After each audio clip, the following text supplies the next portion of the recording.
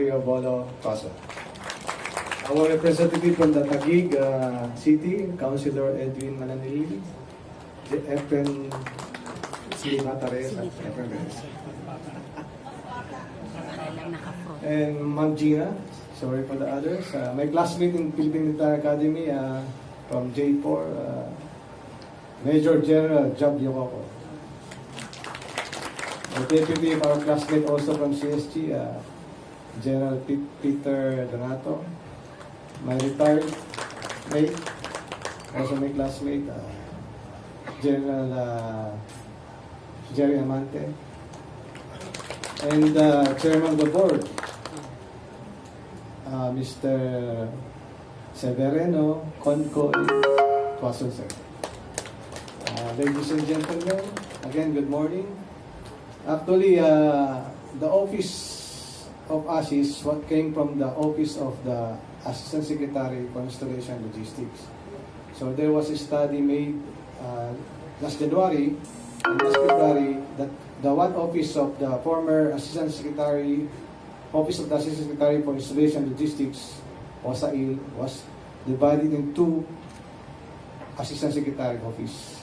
Namely, the Office of the Assistant Secretary for Acquisition and Logistics and Office of the Assistant Secretary for Installation and Self-Reliance Defense Posture. So my office is as is, the Office of Secretary Ray Avila is ASAN. Assistant Secretary for Acquisition and Logistics. Me, Assistant Secretary for Installation and Self-Reliance Defense Posture. Meaning, all the searches and other efforts of the DND's effort to be in self-reliance defense posture will be in my office. So, again, good morning everyone. I cannot make my speeches like all the father and son. So, last year, the Department of National Defense participated in a similar event. We are honored to be a part of that first ever Tactical and Survival Expo in our country, as we are grateful to once again participate in this year's Expo, now in SM Aula.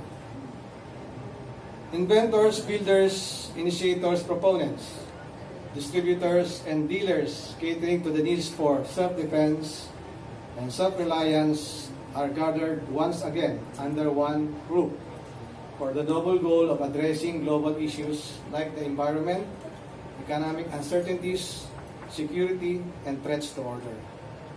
As maintaining our nation's overall peace, safety, and security is our duty, it is also our individual responsibility to maintain our own tools that we need in facing uncertainties and adversities at present and in future times. Hindi naman kaila sa inyo na ang ating bansa ay madalas na nakakaranas ng mga sakuna taon-taon.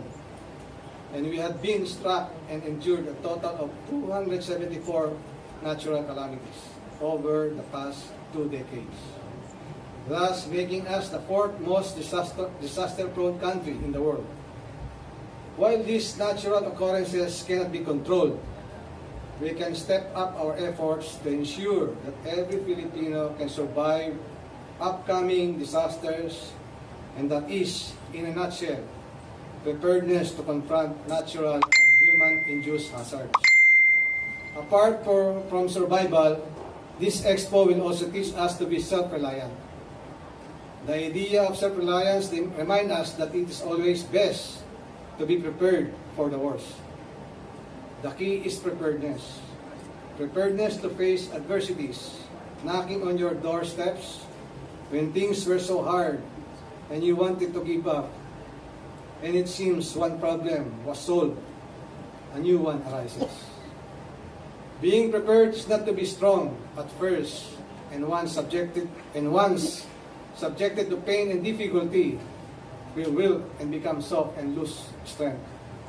Nor being prepared start with a malleable heart and changes with the heat and become depressed and stiff.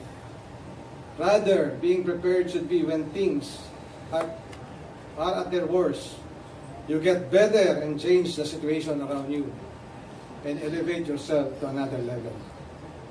Thank you very much, and I wish that all of us will find the event not only meaningful and memorable, but also an opportunity to forge new partnerships and collaborations with the end view of pursuing preparedness as a way of life.